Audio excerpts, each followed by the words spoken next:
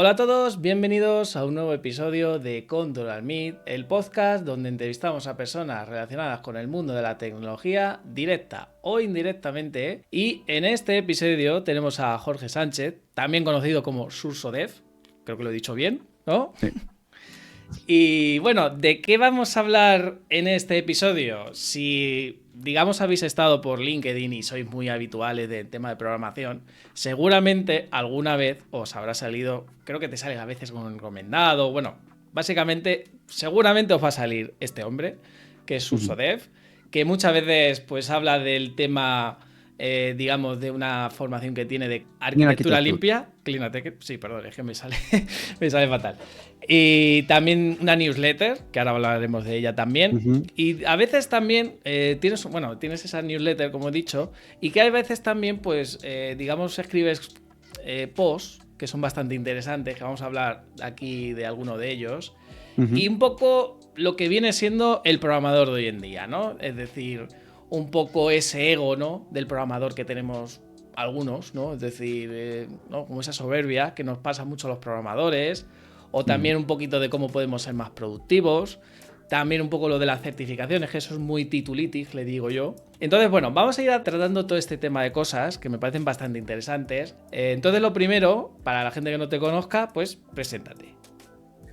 Pues nada, en primer lugar, muchas gracias por invitarme al podcast. Pues yo soy Jorge Sánchez, llevo desarrollando software alrededor de 23 años. No estudié la carrera, yo hice un módulo de grado superior y algo característico de este tipo de módulos es que acabas haciendo las prácticas en una empresa. Y yo pues terminé haciendo las prácticas en una empresa en la que pasaron cosas un poco que no son habituales, que yo fui consciente con el paso de los años. La primera cosa es que me asignaron un tutor que estaba conmigo mesa con mesa 6 años que estuvimos trabajando juntos. Con el tiempo fui consciente de que eso no es nada habitual. Y luego lo siguiente que no es habitual es que era muy bueno y era un crack y me enseñó mucho sobre un tipo de conocimiento que yo tampoco era consciente, pero que no es habitual. Y es el tema de diseño de software, testing, saber trabajar con código legado. Entonces, bueno, yo en esa primera empresa estuve trabajando 8 años y a medida que luego fui cambiando de empresas es cuando empecé a ser consciente de que todo ese conocimiento que a mí me había enseñado mi tutor en la primera empresa, pues no era habitual. Me encontraba con, lo habitual era con compañeros que no conocían nada sobre ese tipo de conocimiento y entonces acabé formando a cada una de mis compañeros por todas las empresas en las que iba pasando. Yo iba cambiando de tecnología y algo que iba descubriendo es que eso que yo aprendí en mis inicios lo podía aplicar en cualquier tecnología y que yo era capaz de formar a las diferentes personas en diferentes tecnologías ese tipo de conocimiento que además era agnóstico, no caducaba y con el tiempo es como la bola de nieve, ¿no? Que va creciendo y creciendo y cada vez vas profundizando más. Y así es como, bueno, estuve trabajando como por cuenta ajena unos 14 años y desde hace 9 más o menos trabajo como desarrollador freelance, ofreciendo servicios de desarrollo y también impartiendo este tipo de formaciones sobre diseño de software, testing y saber trabajar con código legal. Además, que también la gente creo que te conoce mucho por el tema de la newsletter. Es decir, yo Uh-huh. precisamente también te conocí por esa newsletter. En esta newsletter, que ya hemos comentado que de vez en cuando también escribes algún post que otro, que a mí me parecen muy Uh-huh. interesantes, digamos con qué idea hiciste esta newsletter y qué ofreces en ella. Uh-huh. Vale, la idea de la newsletter surgió a raíz de... Yo estaba un poco cansado del tema de redes sociales. El hecho de... Yo, por ejemplo, ahora en LinkedIn tengo pues, unos 15.000 seguidores y yo escribo algo y no lo leen 15.000 personas. Decide el algoritmo a quién se lo enseña y muchas de esas personas lo mismo no son ni seguidores.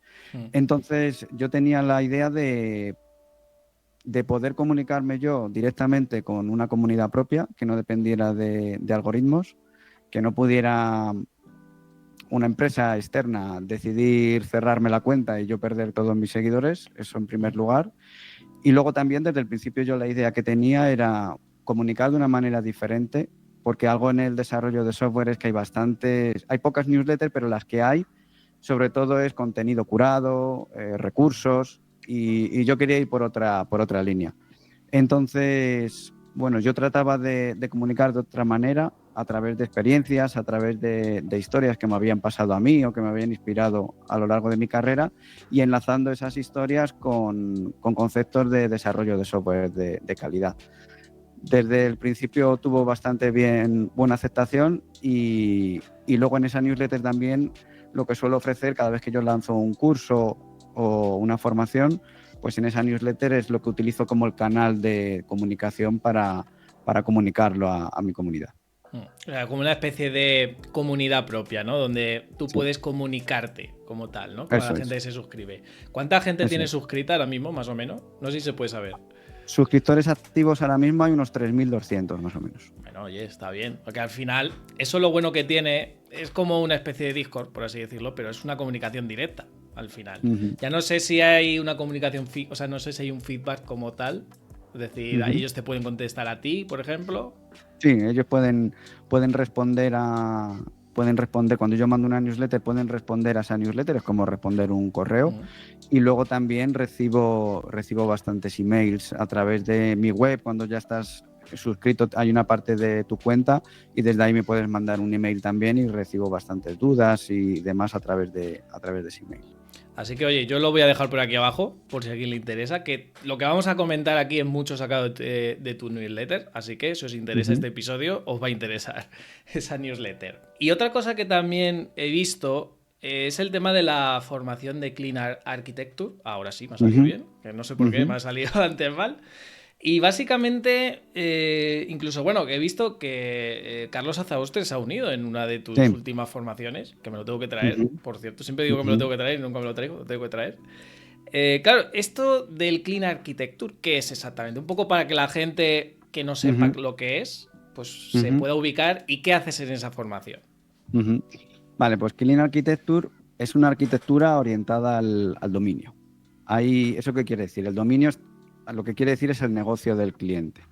En el desarrollo de software hay dos tipos de código. El código que depende del negocio del cliente y el código que depende de la tecnología. Y se da la casuística de que son dos tipos de código que evolucionan a velocidades diferentes. La tecnología va muchísimo más rápido y el negocio del cliente va mucho más lento. Entonces, este tipo de arquitecturas orientadas al dominio, no solo está Clean Architecture, también hay Hexagonal Architecture, Onion Architecture. Lo que tratan es enfocarte en el desacoplar lo que es la lógica de negocio, el dominio del código que hace referencia al dominio de tu cliente, de lo que está acoplado a las librerías. De tal manera que tú lo que te permite es poder mantener el software de una manera más fácil. Cuando tú tengas que modificar el código que está relacionado con la tecnología más a menudo, que eso no esté provocando tocar el código donde está la lógica de negocio, y que puedas estar rompiendo cosas, pues por ejemplo, ya no solo por sustituir un framework por otro, sino de repente hay un framework o una librería que saca una nueva versión con breaking change, porque eso está localizado en una parte del código y no disperso por toda la parte del código, y que por tocar esa parte tengas que tocar en muchos sitios a lo largo de tu proyecto, y que eso tenga consecuencias como romper cosas que están funcionando y demás a nivel de la lógica del negocio del cliente. O sea, que eso, por ejemplo, para que la gente también nos entienda. O sea, yo, por ejemplo, si estoy utilizando Angular y estoy usando este tipo de arquitectura, si yo me paso a React, por ejemplo, es decir, lo que viene siendo la parte propia de Angular React es lo único que tendría que cambiar. Es decir, lo que viene siendo la lógica de negocio sigue siendo la misma, ¿no? Eso es. Aquí el matiz importante es que tú pasas de tener una aplicación Angular a una aplicación del negocio de tu cliente. Pongamos que, por ejemplo, es un e-commerce. Tú tienes una aplicación que es un e-commerce y utilizas Angular para renderizar. Entonces, si tú cambias la parte de renderizado de Angular a React, tú solo tienes que cambiar esa parte, pero lo que es el negocio del cliente, ese core de cliente, no tendrías que tocarlo si está bien aplicado Clean Architecture, claro. Joder, pues mira, eso a mí me parece súper interesante, porque creo que hoy en día mezclamos como todo mucho, ¿no? Y es decir, hacemos un pequeñito cambio y es en plan de, ostras, me lo he cargado, ¿no? Básicamente. Pues oye, De mira, hecho, a ver si me apunto yo, una formación. De hecho, tengo un ejemplo de un proyecto en GitHub donde yo tengo precisamente esto, pero en vez de con Angular, con Vue.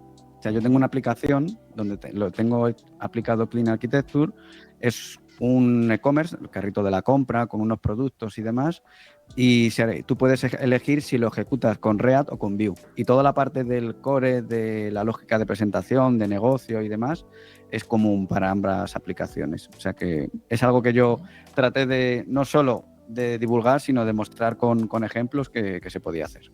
Interesante, pues os lo voy a dejar también por aquí abajo, por si os interesa. Yo, ya te digo, yo algún día me quiero apuntar, ¿eh? O sea, cuando me libere un poco de cositas, pues oye, me apuntaré. Y luego, otra cosa que también, uno de tus posts que vi yo en la newsletter, era el tema de cómo diferenciarse como desarrollador. Que yo creo que es algo que hoy en día es como súper importante, porque vamos a ser sinceros, ¿cuántos desarrolladores somos hoy en día? Somos muchísimos. Y das una patada a una baldosa y te salen 20. Entonces, claro, ya llega un punto donde no voy a decir que sobra gente, porque está feo, pero lo que tenemos que hacer es como empezar a diferenciarnos, ¿no? Es decir, tú tienes que destacar sobre el resto.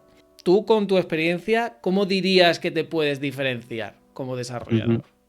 O sea, yo en base a mi experiencia, yo lo que he ido viendo con los años es que donde está todo el mundo es en la superespecialización en librerías y frameworks. Entonces, si tú te superespecializas eres lo típico, ¿no? Desarrollador Android, desarrollador React, Angular, ahí va a haber mucha competencia. Ahí va a haber mucha competencia y algo característico es, si tú te superespecializas en algo, es que vas a encontrar seguramente trabajo pronto, pero igual que lo encuentras pronto, es posible que lo pierdas pronto. Porque igual que tú, hay 1000 personas. Eres fácilmente reemplazable.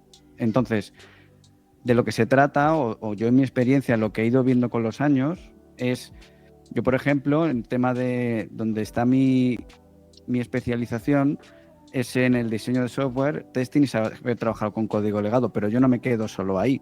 Yo tengo, que es lo que se conoce como un modelo T de conocimiento, que yo te sé aplicar eso en diferentes tecnologías. Yo no soy súper especialista en React, no soy súper especialista en Android, pero sí que trabajo en mi día a día con proyectos tanto en Android como en React, y en ambas tecnologías yo aplico temas de diseño de software, testing y saber trabajar con código legado. Eso te diferencia.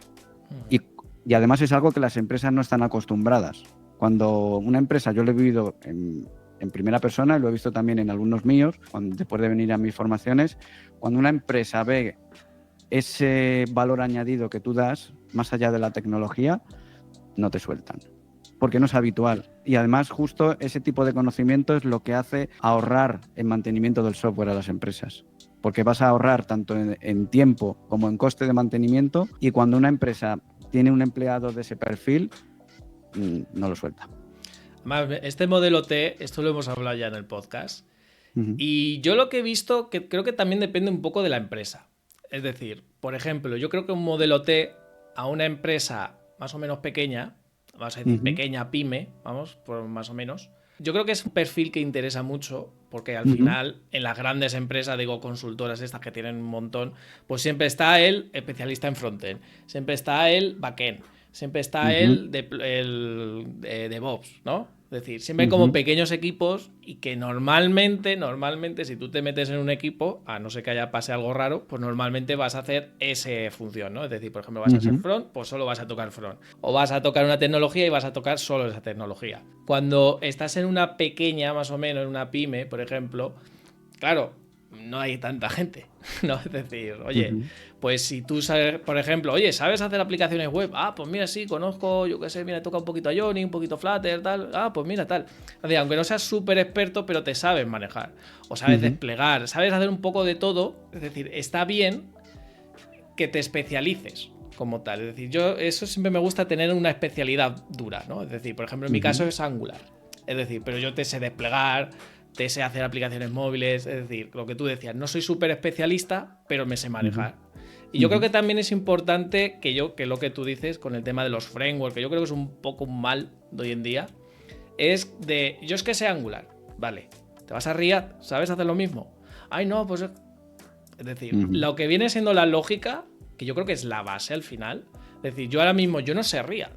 O sea, yo me acuerdo una vez, hice la típica prueba esta de trabajo, y me dijeron, oye, en un fin de semana o en una semana tienes que hacer esto, en React. Y no tenía ni idea. Pero más o menos diciendo, vale, ¿cuál es la idea de esto? Vale, hay que hacer esto, esto y esto. Y lo voy a hacer así, así, así. Claro, luego ya con React pues tenía que decir, vale, ¿cómo se hace en React esto? Es decir, luego ya tienes que un poco investigar. Pero la idea de tengo que hacerlo así, que yo creo que es lo importante al final de todo esto. Porque es como decir, pues yo esto lo sé hacer en Angular y ya está, y no me baja de la burra. ¿No? Es decir, es importante el, digamos, saber esa base. Que te vas a otro lenguaje, yo me voy a Java y sé hacer un poco lo mismo. Que me voy a Kotlin, que bueno, es más o menos lo mismo, pero sé hacer lo mismo. Que luego ya el, digamos, cómo lo tengas que hacer, pues eso ya puedes un poco pues investigar con Google, ChatGPT, etcétera, pero la idea, que yo creo que es bastante importante. No sé si era un poco turra, no sé cómo lo ves tú. Sí, a ver, al final yo creo que el hecho de que tú tengas modelo T de conocimiento, que hay muchas formas de aplicarlo, yo la mía es clara, es diseño de software, testing, saber trabajar con código legado y luego te lo sé aplicar en diferentes tecnologías. Y eso te da un plus porque hay situaciones luego en empresas, tanto en pequeñas como en grandes, en las que, por ejemplo, yo lo he visto en mí, lo he visto también en otras personas, los cambios suceden. Y de repente estás en una empresa grande y los proyectos de Android bajan y lo primero que van a hacer es, vale, pues necesitamos a personas, necesitamos subir el equipo de la parte de web. ¿Quién del equipo de Android me vale también para el equipo de web? Los que no me valgan, fuera.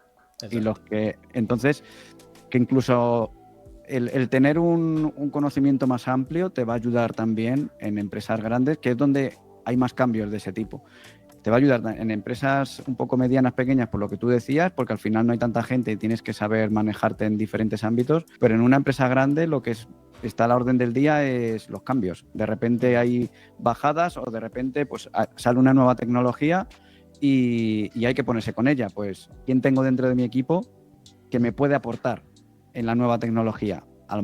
Porque todos están de cero en la tecnología nueva, pero ¿quién me puede aportar en otras cosas? ¿Quién me puede aportar? ¿Quién me va a saber crear, decirme qué tipo de test voy a poder hacer buenos en esa tecnología? ¿O quién me va a saber crear una buena base para un proyecto nuevo en esa tecnología? Entonces eso también es a tener en cuenta y es importante. Y luego otro tema también importante es básicamente el súper especializarte, como tú decías, que yo lo llamo básicamente poner todos los huevos en la misma cesta. Porque imaginemos que puede pasar, por ejemplo, con Flutter hubo ahí un mini infartito, ¿no? En su día, ahí de que parecía que iba a desaparecer Flutter, que no va a desaparecer, ya lo hablamos aquí en el podcast.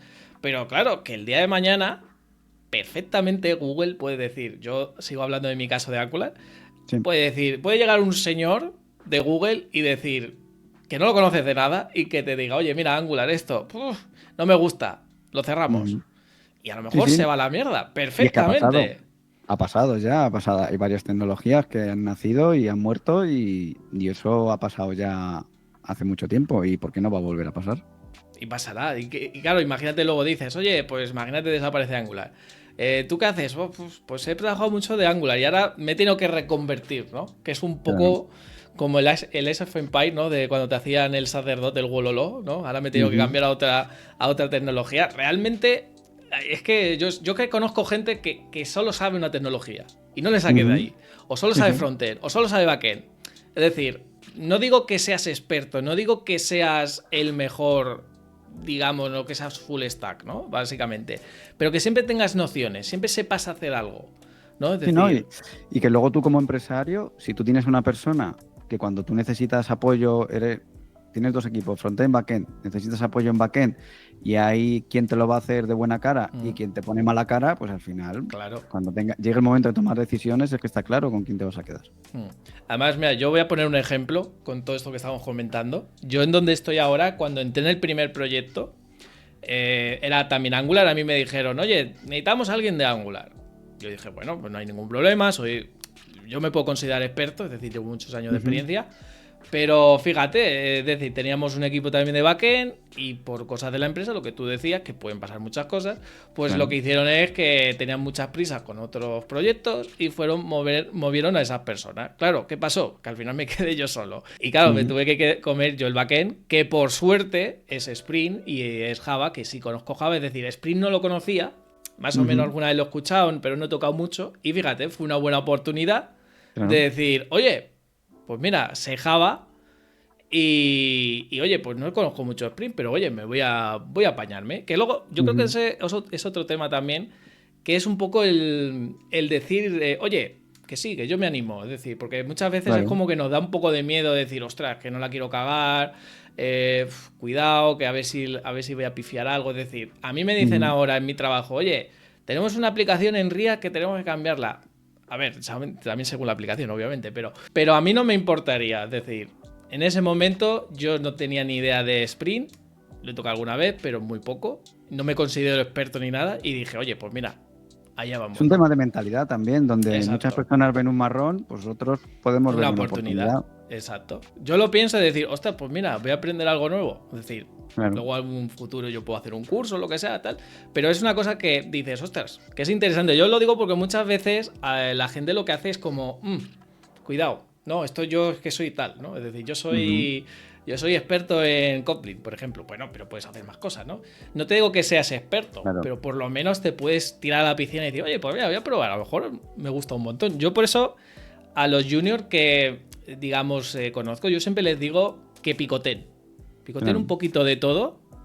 Es decir, que luego te gusta algo y diga, ostras, mira, es que a mí las aplicaciones web o las aplicaciones móviles me encantan, pues ahí especialízate. Ujú, Pero picotea un poquito de todo. No digas la primera tecnología, ¿qué es lo que más gana? Gana React. Pues ya, voy a aprender React. Ya está, yo no voy a hacer más. Es decir, ujú, porque el día de mañana, como tú dices, puede ser que diga React o bueno, o salga una tecnología que no tiene por qué morir React. Puede perfectamente salir otra tecnología que la tumbe sí. perfectamente. Entonces, Ujú, estos consejitos, ¿no? Para el tema de diferenciarse. Y otra cosa que también quiero hablar, ya que estamos hablando, ¿no? De todo esto, de cómo diferenciarse de como desarrollador. Una cosa que pasa también es que está el ego de los programadores, ¿vale? Que ujú, esto básicamente es como este típico compañero, ¿no? Que es como que yo sabe de todo, ha salido el Angular, bueno, la última versión no sé qué, te sabe decir todas las características, que yo creo que es un poco un mal, vamos a decir, un mal de nuestra profesión, ¿no? El ego, ujú, ¿no? Es ujú. decir, yo incluso tuve una época que también me pensaba y tal, y la vida me ha dejado un poco en su sitio, te da esas curitas de humildad, y yo creo que hoy en día soy más humilde, pero todos creo que hemos tenido ese puntito de ego, ¿no? Porque vas aprendiendo mucho, vas haciendo cosas, cada vez te resulta más fácil, ¿no? O incluso conoces gente que dices, ah, mira, esto a mí me sale muy fácil y tú, tío, tardas mucho. Es decir, esto a lo mejor tú no lo verbalizas, pero a lo mejor de Ujú, inicio lo piensas un poco de decir, ostras, pues mira, he aprendido mucho, fíjate que. Y te lo vas creyendo, ¿no? Y al final ese ego se puede transformar. Y hay gente ujú, que es muy tonta, vamos a decirlo así, es muy tonta. Entonces, ujú, ¿tú cómo ves esto del ego en los mm. programadores? Sí, a ver, yo en mi experiencia personal, a mí lo que me ha mantenido el ego a raya, lo primero han sido malas experiencias. O sea, el Sí, hecho de, yo en mi primera empresa me creía el rey de mambo, de repente sí. llegaron un día, cerraron la empresa, todos a la calle, buscar trabajo, cambio de tecnología, eso te pone en tu sitio Es rápido. que la cura de humildad no falla, ¿eh? Es que no falla. Eso te pone en tu sitio rápido. Y luego el hecho de cambiar de tecnología, a mí me ha ayudado mucho también, porque cambiar de tecnología, yo nunca partía de cero desde el punto de vista por la base que yo traía de conocimiento, pero desde el punto de vista de tecnología sí. Y entonces el hecho de empezar de cero y tener que estar aprendiendo, la mentalidad de aprender de los demás y saber que estás cambiando de tecnología y que gente de tu equipo te puede enseñar, a mí eso me ha ayudado también bastante. Y sí que es verdad, yo suelo encontrar y me he encontrado a lo largo de estos años desarrolladores con mucho ego. Precisamente los que menos ego tenían eran los que les habían pasado lo que te estoy comentando, o que hayan tenido malas experiencias o que tenían mucha riqueza en cuanto a haber trabajado con diferentes tecnologías. Yo creo que esas dos cosas son bastante clave para mantener el ego un poquito a raya. Y luego también cuando tienes poca experiencia. O sea, al final está un poco todo alineado. Cuando vas sumando experiencias, vas recibiendo palos, aprendes nuevas tecnologías, también te va poniendo eso un poco en tu sitio y te va manteniendo el ego a raya. Sí, además lo que has dicho de lo de cambiar de tecnología, que esto es como siempre estamos en nuestra zona de confort, ¿no? Normalmente, no siempre, pero solemos estar en esa zona de confort, claro, estamos muy cómodos, ¿no? Y nos crecemos. Pero claro, cuando cambias de tecnología, como tú dices, que a mí también me ha pasado, ¿no? Porque me gusta a mí decir, cuando decimos senior, ¿no? Yo soy senior de tal. Eres senior de esa tecnología, quizá. Claro, y junior de Pero, todas las demás. exacto, es decir, yo ahora mismo me pones a hacer diseño UX y no tengo ni idea. Es decir, te sé hacer las 4 cosas que yo creo que todos podemos hacer. Pero si me llegas a, no, es que hay que hacer esto, porque no tengo ni idea. O sea, no sé cómo va. Tendría que aprenderlo. Es decir, soy junior. Me vendría alguien y decía, no, esto tienes que hacerlo así. Si ese señor o señora tendría ese ego, me diría, ah, no, es que tú no sabes esto, porque sé. Es decir, al final, yo creo que, además, yo que soy del tema, me gusta el tema formativo, yo creo que nos tenemos que ayudar. Es decir, porque a todos nos puede pasar de, o sea, incluso un mal día, que podemos tener un mal día de, ostras, lo típico de no he puesto un punto y coma aquí, o una tontería de el nombre de un fichero no se llama así, se tiene que llamar así. No puede pasar, ¿no? Es decir, yo creo que eso también es importante y sobre todo, esto para la gente que nos ve, no os creáis más que nadie. Porque como tú dices, el día de mañana te pueden pegar una hostia literal, o sea, no hostia física, pero una hostia en la vida que te diga, no, a lo mejor no eres tan bueno. Básicamente pasa, como has dicho tu caso, a mí también me ha pasado alguna vez de que me pienso, como dices tú, el rey del mambo, pasa cualquier cosa, ¡pa! Y digo, ostras, pues a lo mejor no era tan bueno. Y ya empiezas también, que yo creo que también es importante esto del ego, que ya llega un punto en que dices, soy tan bueno que no necesito mejorar. Que yo creo que eso también es importante, digamos, analizarlo. Porque claro, si tú dices, pues yo soy el mejor, ¿para qué voy a mejorar, no? ¿Para qué voy a aprender esta tecnología? ¿Para qué voy a hacer esto? Si yo ya soy muy bueno, si esto yo en 2 días, si quiero, me lo tal. Y a lo mejor luego te pones, por lo que sea, y dices, hostia, que esto es más complicado de lo que pensaba. Claro.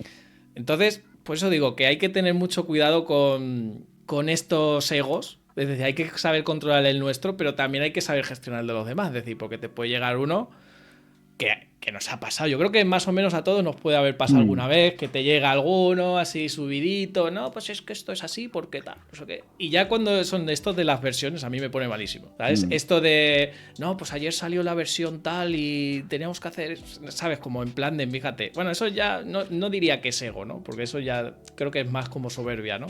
De yo lo sé más, ¿no? Pero bueno, a lo que voy es que, oye, está bien que aprendamos, está bien que, pues oye, que nos sintamos un poco el rey del mambo, como tú dices, ¿no? Eso yo creo que está bien, pero hay que saber gestionarlo. Esto es como un poco a lo fútbol.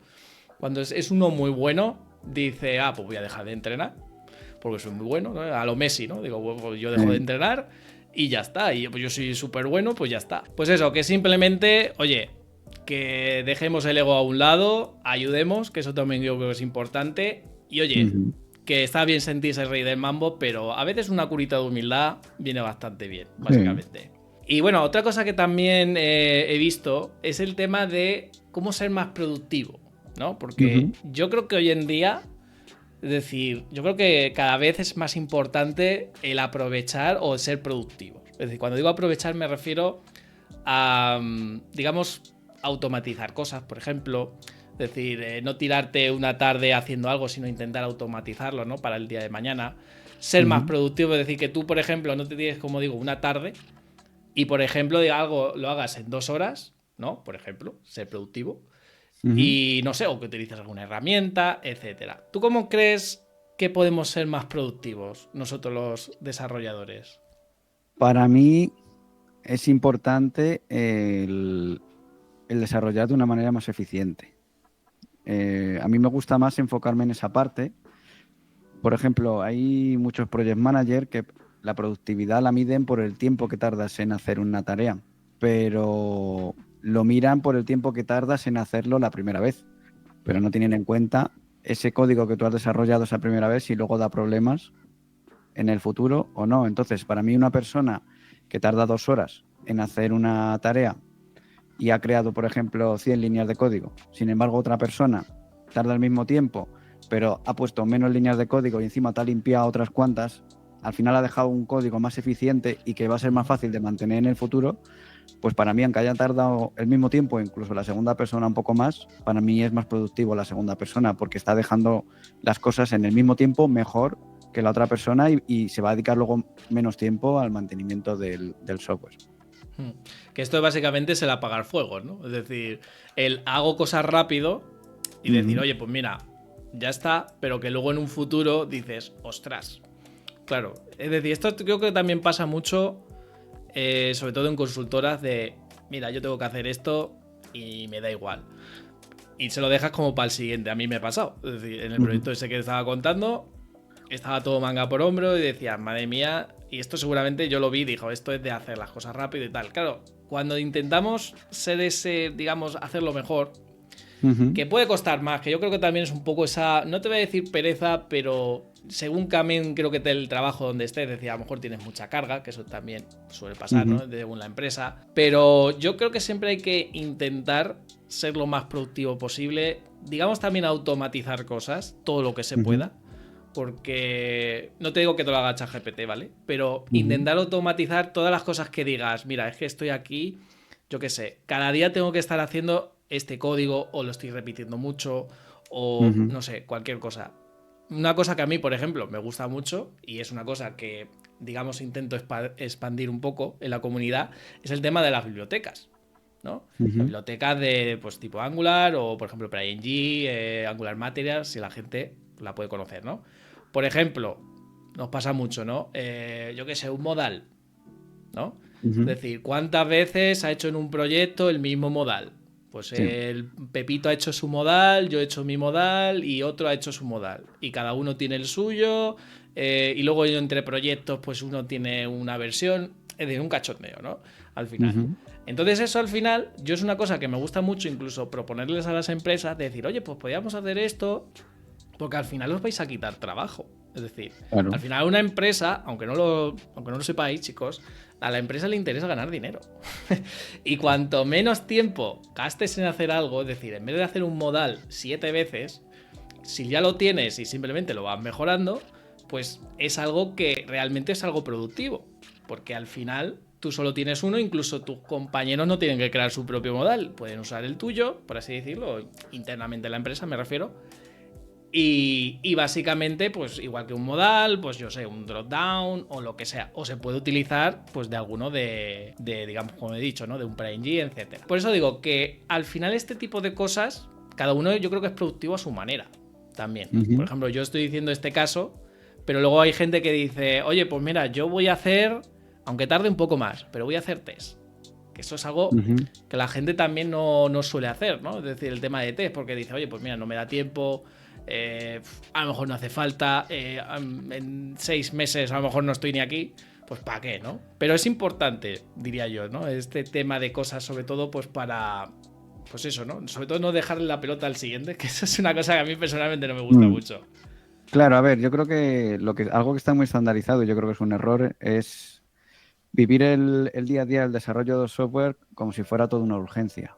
Y El no todo es apagafuegos. una urgencia. ¿Qué es una urgencia? Pues para mí una urgencia es cuando hay un error en producción. Todo el resto no se tiene que desarrollar a corto plazo, por así decirlo. Es algo más a largo plazo y cuantas más cosas tú puedas hacer que te beneficien en el futuro, al final vas a ahorrar tiempo. El tema de el ejemplo que tú ponías del modal, ¿por qué hacemos eso? Bueno, ahí está el tema de a corto plazo. Creo que voy a tardar menos si yo lo hago de nuevo que si trato de Exacto. entender el tuyo y hacerle las modificaciones que yo necesite generalizándolo por parámetro para que me sirva a mí.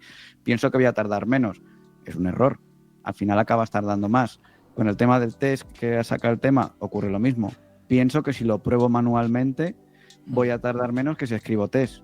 Un error también. Yo recomiendo a la gente que se instale una extensión que te mide el tiempo que pasas en el Chrome, por ejemplo, testeando cosas. Flipas. En mucho tiempo, ¿eh? Yo hice una prueba una vez, dije, venga, hoy no voy a escribir ni un solo test, todo lo voy a probar manualmente y el resto del tiempo voy a estar haciendo pruebas manuales. Más de la mitad del tiempo probando las cosas manualmente. Pues eso, que yo también lo veo así, como dices tú, porque es eso. O sea, yo te puedo poner un ejemplo que estoy haciendo ahora. Estoy haciendo como también trabajillo freelance y tal, que me Ujú. encanta. Y ahora me ha dado, o sea, bueno, no es que me ha dado, es que me gusta hacer test, pero como ahora es un proyectillo, digamos estoy más abierto, ¿no? Que tengo más tiempo, pues estoy haciendo test y estoy diciendo, guau, esto se está quedando perfecto. Yo sé que el día de mañana, si pasa cualquier cosa, si pasa cualquier cosa, digo, sé que voy a estar con el culo cubierto, ¿no? Incluso en la biblioteca esta que decía yo antes, yo también tiro mucho de test, porque en algo que cambia además constantemente, como decía Ujú. yo, el ejemplo del modal, ¿no? Claro, a lo mejor el día de mañana hago una cosa y no se ve el modal, que me la puedo Ujú. cargar perfectamente. En algo que está constantemente evolucionando, es súper importante esto de los test. Y yo Ujú. creo que nos falla mucho eso. Es decir, bueno, pues no me da tiempo. Te da tiempo. Es decir, yo creo que a veces nos falla también un poco ¿no? El ponernos, ¿no? Porque con el tema de los test, bueno, esto ya lo hemos hablado alguna vez aquí en el podcast, pero es como que nos cuesta, ¿no? Es como nos da pereza. Además, Ujú. muchas veces lo hacemos al final. Es decir, hay también para la gente que no lo conozca, está el TDD, que vas haciendo Ujú. pruebas y vas desarrollando a la misma vez, ¿sabes? Mm. Es decir, hay muchas formas también. Sí, a ver, yo creo que respecto al testing hay muy poca cultura de testing. Sí, eso es Entonces verdad. tú piensas que probando manualmente vas a tardar menos y ya no solo es una cuestión de ahorrar tiempo en el futuro, sino que luego nos creemos mejores de lo que somos y luego cuando de No falla repente esto. metes la pata y hay un test que te avisa, pues benditos test.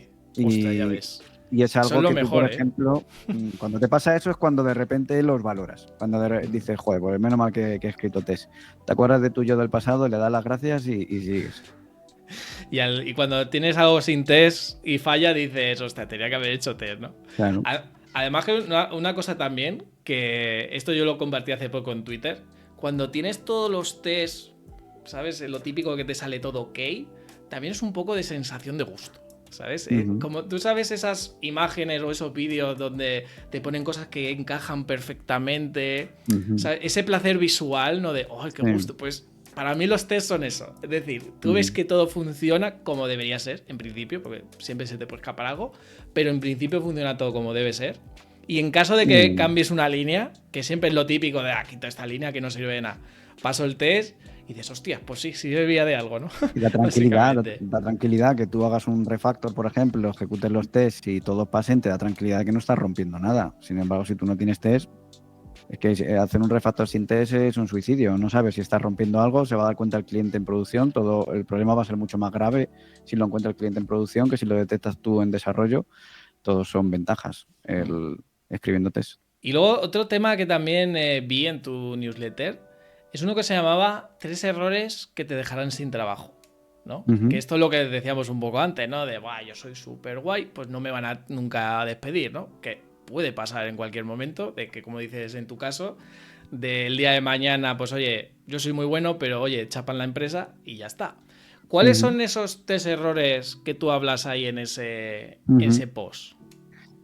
A ver, no recuerdo exactamente, pero siempre supongo que son los mismos de los que suelo hablar siempre. El primero es si eres un súper especialista, lo que decía antes. O sea, si tú eres un súper especialista, no te vas a adaptar bien a los cambios que haya en el entorno. En tu empresa, cuando haya cambios, lo que hablábamos antes, es posible que ahí te vayan a despedir. Luego, por ejemplo, también esto ya es una cuestión muy personal porque influye en muchas cosas, pero tanto en el código como en la vida, como en el mundo laboral, cuando dependes en exceso de algo que no puedes controlar, te pueden despedir sin que hayas hecho nada mal. O sea, de repente estás en una empresa grande, hay que despedir a alguien y lo mismo te despiden a ti porque eres el que más cobras, no porque seas el peor. Exacto. Eso, Puro rendimiento, es decir, a lo claro. mejor dices, oye, pues mira, vamos a buscar a un junior que a lo mejor, pues con la carga que tiene este, a lo mejor no lo hace muy rápido, pero nos va a salir Efectivamente. más barato. Me da igual que se tire un mes haciendo una Mm. tontería total. Prefiero eso Eso que es. me va a ahorrar 3 meses de sueldo, por ejemplo. Y luego el tercer error del que suelo hablar siempre es cuando no se puede confiar en ti. Es decir, cuando el código que tú creas, que tú codificas, da muchos problemas. Tarde o temprano te van a reemplazar por alguien en quien se pueda confiar más. Y eso Pues una vez más pasa porque crees código que sea fácil de mantener, código de calidad, y que se hace pues a través de lo que vengo diciendo siempre, diseño de software, testing y saber trabajar con código legado, que es desarrollar con vistas a largo plazo, que es como es el desarrollo de software. Si tú vas apagando fuegos y desarrollas mirando únicamente a corto plazo, al final eso se va a traducir en que vas a crear un software en el que no se puede confiar, que da muchos errores, y si el código que tú creas no se puede confiar en él, en lo que conlleva eso es que luego la empresa no va a poder confiar en ti y posiblemente Sí. acabes saliendo. Eso es, sí, sí, eso es súper importante, sobre todo porque, claro, ¿qué es lo que suele pasar en esto? Que, como he dicho yo antes, ¿no? El bombero, que le llamo yo, ¿no? Es decir, oye, pues urge, que siempre todo es urgente. Es decir, Uh-huh. que esto es también una cosa muy mala, ¿no? Todo es urgente Uh-huh. y a lo mejor es una chorrada que dices, oye, ¿y por qué no lo hacemos así mejor? Para que no pase. Que esto es una cosa Uh-huh. que yo creo que muchas veces pasa, que a mí muchas veces yo en mi trabajo, por ejemplo, digo, oye, ¿y por qué no lo hacemos así y no tenemos que estar cada X tiempo que nos llega alguien y oye esto falla, oye y esto tal? Uh-huh. O simplemente pues no tenerlo todo tan redistribuido, que esté todo más localizado, etcétera.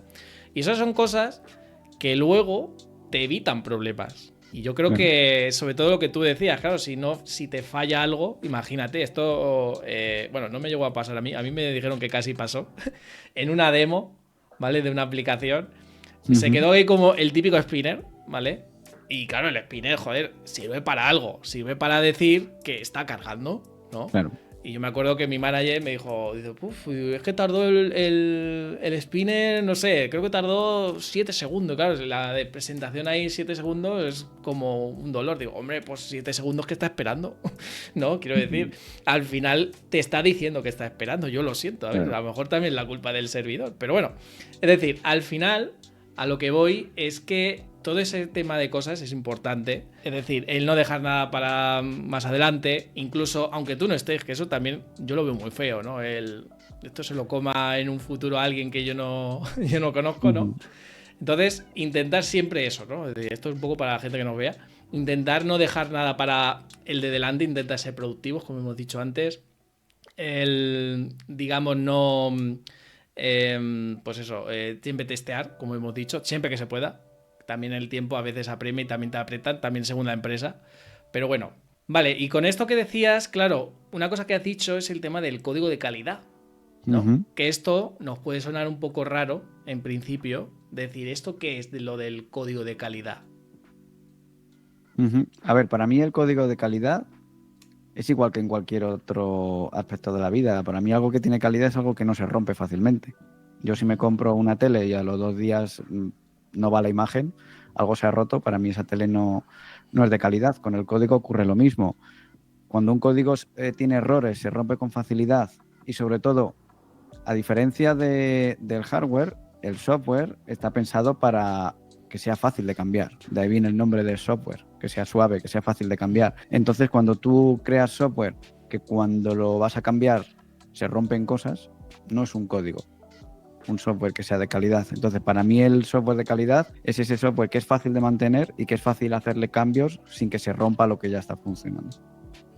Que eso es importante porque ¿cuántas veces nos ha pasado de yo tengo mi código, está perfecto, pero te llega al cliente y a lo mejor te dice, oye, ¿le puedes añadir esto? Y a lo mejor empiezas a decir, no, no se puede, porque no sé, porque es que si no se va a romper la... Pues entonces no es tan buen código de calidad. Claro. Es decir, es un poco esa mentalidad de lo tenemos así y ya está. Y no dejar como cosas en un futuro, ¿no? Uh-huh. Que esto no sé si te ha pasado a ti de voy a dejarme esto porque en un futuro nunca se Sí, sabe, ese ¿no? es otro mal del programador, el hacer optimizaciones prematuras, hacer cosas pensando que lo vas a necesitar en el futuro y luego a veces no lo acabas necesitando nunca y has dejado un código más complejo de lo necesario. Al final de lo que se trata es de las cosas que son certezas, lo que estaba comentando al principio, código que depende del negocio del cliente y el código que depende de la tecnología no tiene que tener un acoplamiento directo porque si no vas a tener problemas. Y luego el desarrollar cosas que vas a necesitar para allá, pero para allá sin pasarte de Sí, optimizaciones sí. prematuras Sí, o sea, Pero ya luego hay tampoco que verlas. demasiado. O sea, el hecho de que la tecnología va a ir más rápido, va a evolucionar más rápido que el negocio del cliente, eso es una certeza. Eso funciona así. No es algo que se pueda decidir en este proyecto sí, en este no. Tú vas a querer evolucionar librerías, van a deprecar librerías que ya utilizas, vas a utilizar otras nuevas. Y entonces el hecho de hacer esos cambios en el software no puede estar rompiendo lógica de negocio que ya estaba funcionando. ¿Y tú cómo dirías cómo podemos saber exactamente que nuestro código así es de calidad? Digamos en pocos pasos. Uh-huh. A ver, lo fundamental es que funcione como debe. Es fundamental. Si tú, por ejemplo, un cliente empieza a probar el software y no funciona como debería, eso es lo primero. Y luego después, que sea fácilmente evolucionable. Es decir, que si yo estoy queriendo hacer cualquier cambio, me piden una nueva feature, estoy solucionando un error. Por ejemplo, algo muy característico de un código que no es de calidad es arreglo un error, pero aparecen 3 nuevos. Eso es Sí. bastante típico y eso generalmente es porque, o lo típico de tienes un error, tú lo solucionas y te avisa el cliente y te dice, no, que es que lo has solucionado en esta pantalla, pero en estas 3 sigue fallando el mismo error. Pues eso es porque tienes seguramente código duplicado, lo has solucionado en un sitio, pero no en otro. Entonces, cuando tú tienes código duplicado, cuando es difícil de mantener, cuando solucionas un error, pero aparecen otros nuevos, sobre todo que lo detecta el cliente, que no lo estás detectando Eso es tú lo peor, ¿eh? Eso en quedas como en el tiempo culo. de desarrollo, a través de los tests, a través de integración continua, pues todo eso al final es lo que para mí hace que el software no sea de calidad. Y una cosa también, antes de acabar, Jorge, es el tema de las certificaciones. Que esto es Uh-huh. algo que yo he visto mucho, sobre todo en LinkedIn, que es un Uh-huh. poco. Esto un poco del ego también, creo yo, también va un poco relacionado, ¿no? El mírame, sé esto, o he sacado Uh-huh. esta certificación. Pero claro, yo tengo que decir que soy muy anti-titulitis. Es decir, no me Uh-huh. gusta el yo soy esto, yo soy tal. Es decir, a mí me gusta que me lo demuestres con tu experiencia. Yeah. Y claro, esto de las certificaciones, digamos, no es una titulitis de pues tengo una carrera o he hecho tal máster, pero ya la veo como mini titulitis. Es decir, Uh-huh. he hecho esto en concreto, he estado un fin de semana en un bootcamp de no sé qué, cosas así, ¿vale? Es decir, hay muchas Uh-huh. certificaciones. ¿Tú crees que estas certificaciones son necesarias? ¿Son útiles? ¿Tú cómo lo Uh-huh. ves? Depende en el ámbito en el que te quieras mover. O sea, yo, por ejemplo, cuando me lo he encontrado un poco más, ha sido cuando el cliente al que he ido o cliente de mi cliente era muy grande y se lo pedía. Y generalmente yo hacia un tipo de cliente al que prefiero no ir. Yo me siento más cómodo con clientes más pequeños, medianos, trabajando.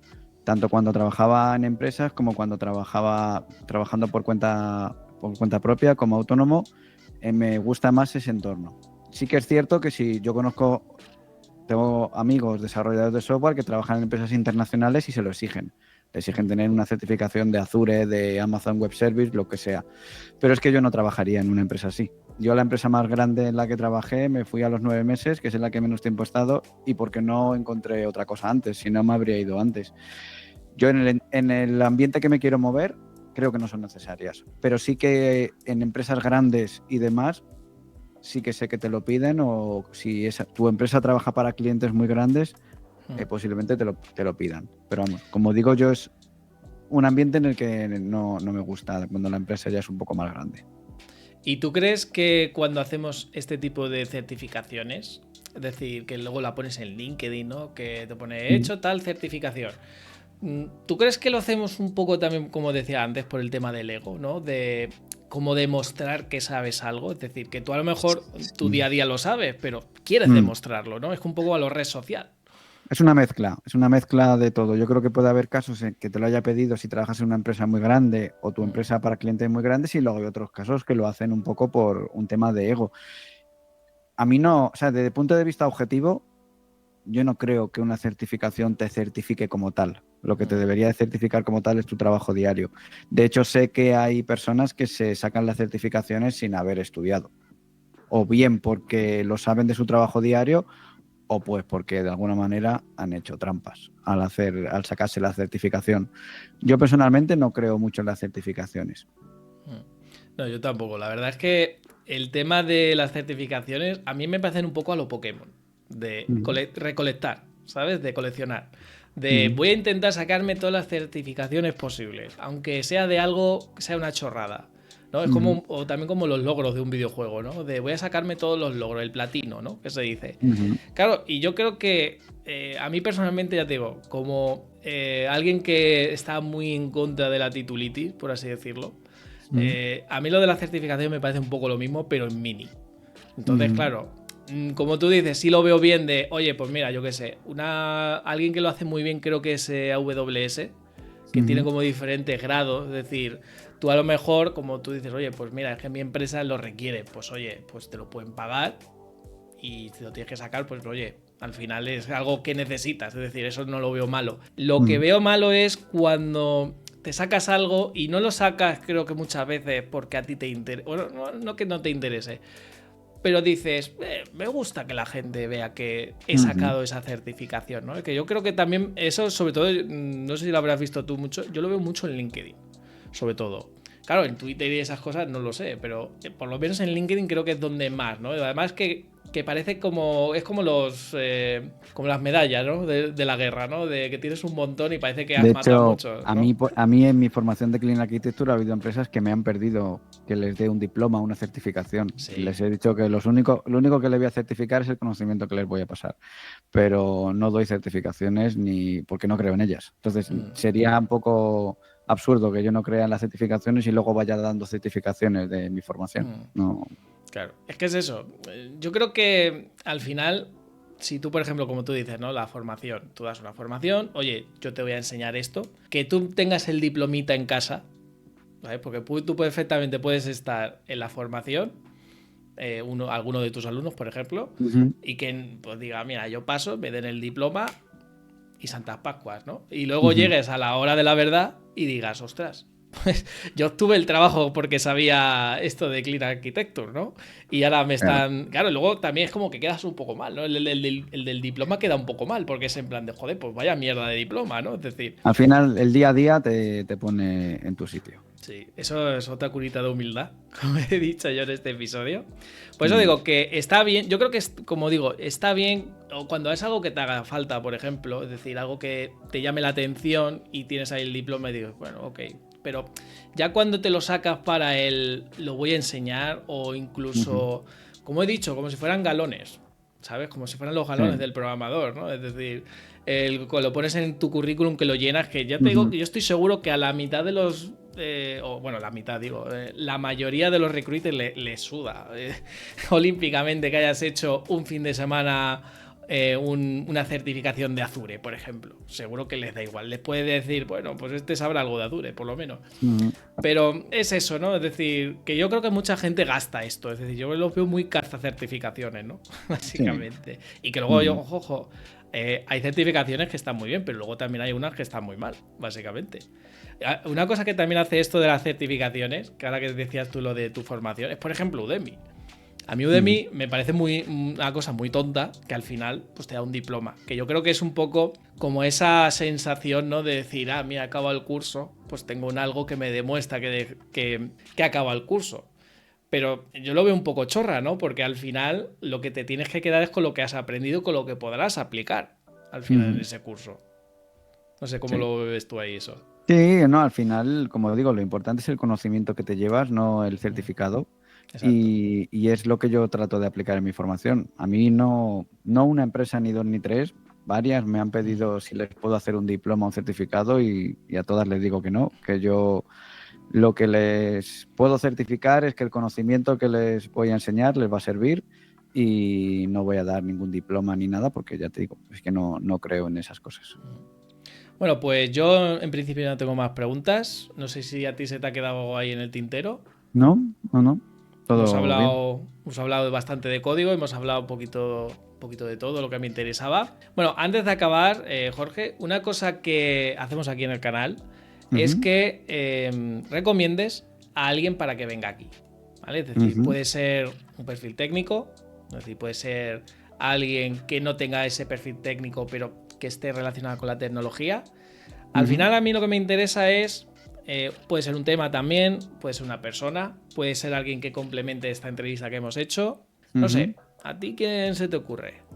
Pues mira, últimamente he tomado la decisión, cada vez que voy a un podcast y me preguntan que recomiende a alguien, recomendar a alguno de mis alumnos, de que ha venido a alguna formación mía. Entonces seguramente te pase a alguno de los alumnos que ha venido a mi formación, porque al final yo creo que está bien también, no solo el ver desde el punto de vista de lo que yo pueda contar aquí, sino también alguien que se haya formado conmigo luego de cómo le ha podido servir y lo que ha aprendido, cómo le ha podido beneficiar en su carrera. Yo creo que ese punto de vista no se suele ver tanto y pues luego te paso, si quieres, por privado algún alumno que haya venido a mi formación. Perfecto, pues mira, a Carlos me lo tengo que traer. O sea, es un Bueno, 2 por Carlos, 1. Es Carlos un 2 por Azaute 1, ¿eh? ha sido alumno, sí. Exacto, por eso es un 2 por 1, ¿eh? Que también, también lo quiero traer y mira, también es alumno y al menos le podemos hablar de eso, fíjate. Muchas gracias, Jorge, por pasarte. Muchas Eh, gracias a ti por invitarme. a todos los que nos habéis escuchado, muchas gracias. A todos los que nos habéis visto, muchas gracias. Ya sabéis que damos turra, pero turra buena, como siempre digo. Y nada más, pues lo dicho, muchas gracias, Jorge, por tu tiempo y nos vemos en el siguiente episodio. Un Adiós. saludo, hasta luego.